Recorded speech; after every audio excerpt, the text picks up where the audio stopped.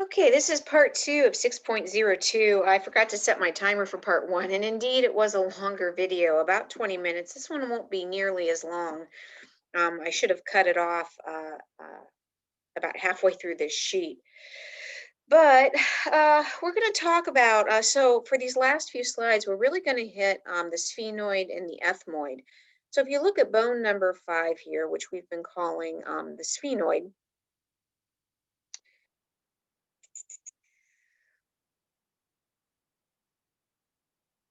we're only going to do 2 landmarks for the sphenoid, but I'm going to bring in some other pictures. So sometimes the sphenoid is called the butterfly bone, or you guys don't have these. I just want to show these to you. So the butterfly bone or the bat wing or the bat bone. So here it looks a little bit like a butterfly, but this is a, I think, I don't remember if this is a inferior, or I'm sorry, it's an anterior. I don't know if it's front or back, but look at all of every number here is a process. So this would open up, the nasal cavity would be under here, and this is the back. This is going to be your the eye, I believe. So I believe it's an anterior view.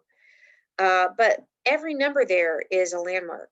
This bone is crazy complicated. If we look at it from a superior, which is what we kind of see here, and here it looks like a bat. So sometimes it's called the bat bone, sometimes it's called the butterfly bone.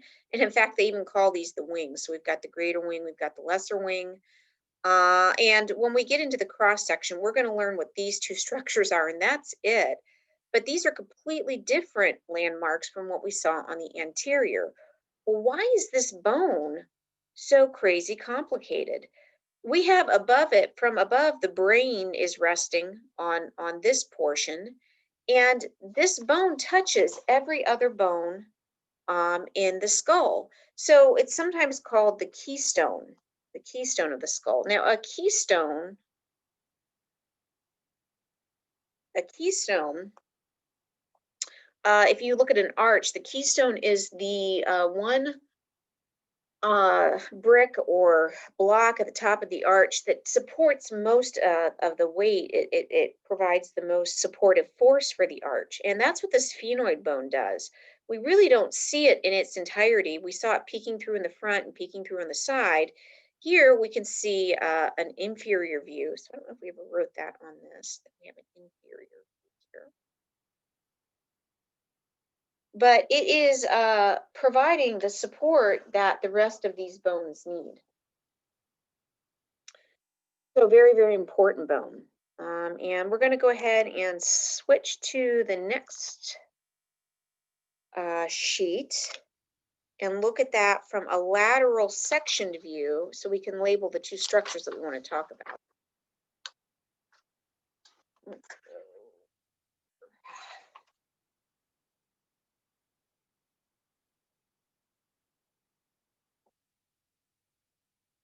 Okay, so we have got our frontal bone. We've got our parietal, we've got our temporal, we've got our occipital.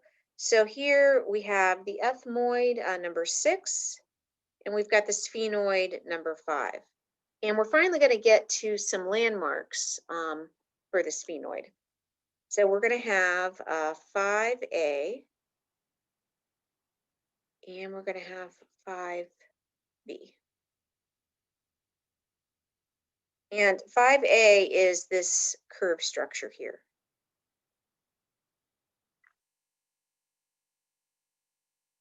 So this is the sphenoid, sphenoid.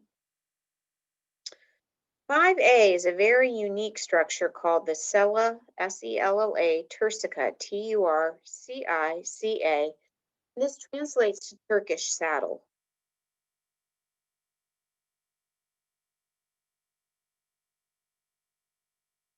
If you are into horses, you have a English saddle, which has 2 grips, one on the front, one on the back. You have a Western saddle. So if you've ever ridden a horse and you go up onto the horse, you know that there's like a handle on the front, but a Turkish saddle is just a scoop they put on the back of a horse. And so they thought, the early anatomists thought that looked like a Turkish saddle, but it's got a very important function. It holds the pituitary gland. So the pituitary, the brain is in the cavity here, it kind of dips back, but the pituitary hangs down and it's got a really teeny tiny thin stalk. In fact, when we dissect brains, it's unusual to get the pituitary gland um, intact with the brain because it can break off so easy. But this Turkish saddle provides some really good support, and we'll see this in lab. So that's going to it's going to be helpful when you see it firsthand. What we see here is our first of several sinuses. So 5B, we'll just say that we know that this is 5. Let's say A. B is the sphenoid sinus.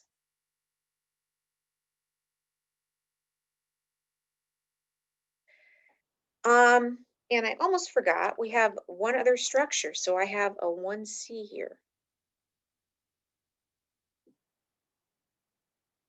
That's in the frontal bone. And 1C is the frontal sinus.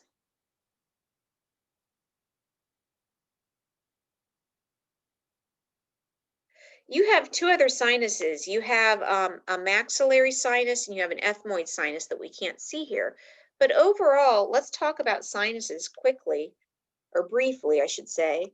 The purpose of a sinus is a couple of things. So one thing that they do is they allow air to, they produce mucus. And so when you inhale, the air flows in through your sinuses. It helps let's say humidify. It helps you to humidify the air. And sometimes if you're out on a really cold day, it doesn't matter because you suck that cold air in. It also warms the air. You really don't want to be sucking in super cold air. It's not that particularly good for you. And so the sinuses have a mucus lining. It helps you to humidify the air. It helps you to warm the air. And then the other thing is it helps ol- um, with smell. So when the air comes in, it kind of mixes and swirls, and your olfactory bulbs lie right here. And it allows those olfactory bulbs a better ability to um, detect your smell. So to detect it. And we have another sheet. We'll look at these again on a different sheet and label out both the ethmoid. There's an ethmoid and a maxillary sinus. Well, bone number 6, and I don't know where I put my ethmoid slides. I'm going to show you those but I had printouts of the ethmoid. I'm going to pause this and see if I can find them. Okay, I was able to find them. And we're going to label two structures here. So this ridge of bone here is going to be 6A. And then we've got this structure here. That's going to be 6B. When I look at this bone, so I'm going to go ahead and bring this in. So this is our view. We're looking at it from a lateral view. And the skull is flipped a different direction, but there's that ridge coming up. And we don't really see, let's see, the other part we're looking at doesn't show up quite as much. But look at how porous this bone is. We have a sinus in this bone, and we have this is this structure that sticks up, and we're going to label it as the crista galli, and it's an anchor spot for the brain. It helps the brain to anchor into the skull. Other than that, your brain's kind of loose inside your skull. It just kind of rattles around. And if you look on either side, there is right here, so I'm going to circle it. I'm going to outline it. This is called the Cribiform Plate. So if we look at it from a superior view, and we'll do that on the next sheet, the Cribiform Plate, and it's porous, and it allows so your olfactory bulbs, they come in and they lie over top. I can make my fingers olfactory bulbs. You have two olfactory bulbs, and they lie right over top of this Cribiform Plate. And air comes in and it allows your olfactory bulbs to detect what's going on outside because they lie inside the skull, but smell has to come in from outside the skull. But again, look at how complicated this bone is. Look at all of these different landmarks that we have that we're not going to learn. So let's go back to our sheet. All right, so we said that, and we're in light green here. 6 is the ethmoid. 6A is the cribiform, C-R-I-B, cribiform plate. And it has openings that allow scent detection.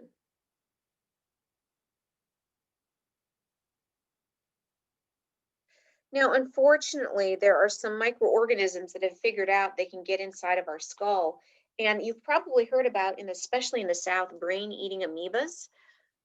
They can get in and they can migrate up through your cribiform plate. So if you get a nose full of water, if you're swimming in the South, and it's a warm, stagnant water, and it has these brain-eating amoeba, if you take in a snoot full of water, they can actually migrate up through your cribiform plate. And once they get inside the brain cavity, it's pretty much over. There's only like a 10% or 5% survival rate from brain-eating amoeba.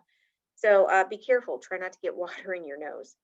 We said B, the crista, C-R-I-S-T-A, galley, G-A-L-L-I, is an attachment point for the brain.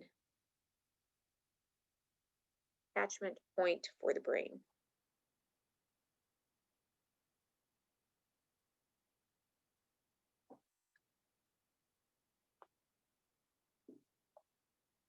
And we really can see that best from our diagrams from the lateral view. So this is a lateral view.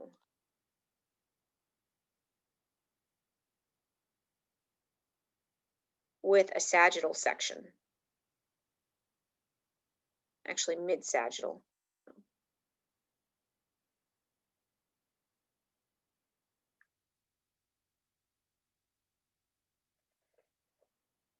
Okay, let's go to our last sheet.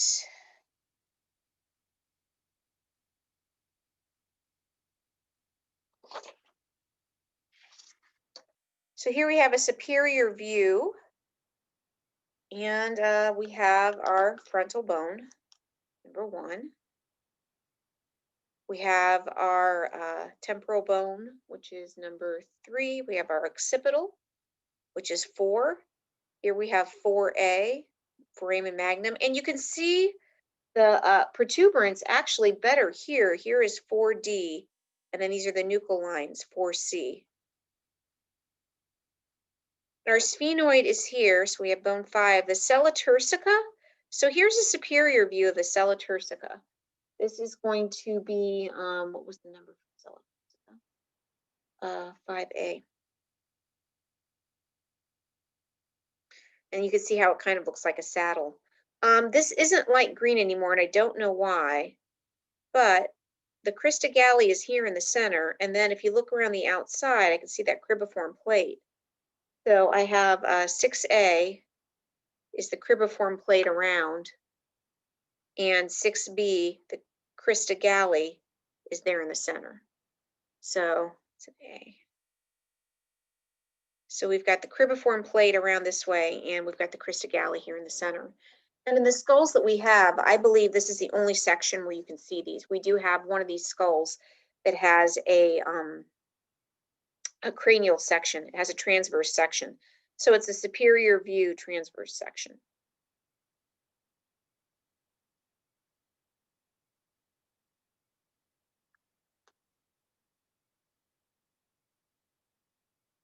Okay, the last thing we have to do is we have one more sinus. All right, and I'm going to switch these out. Somehow I managed to get a graphic. Every year students go, that looks just like you. I get it. I don't know how that happened, but somewhere I've got a doppelganger. But here we see the sinuses. So if we go frontal sinus, so this is, we'll say that's number 1. One is the frontal sinus. And here is that ethmoid sinus. So we'll call that number, that was 5, I believe, B. I'm sorry, sphenoid sinus.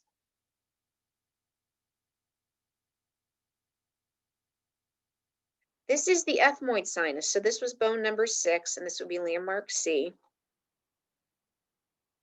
Ethmoid, ethmoid sinus.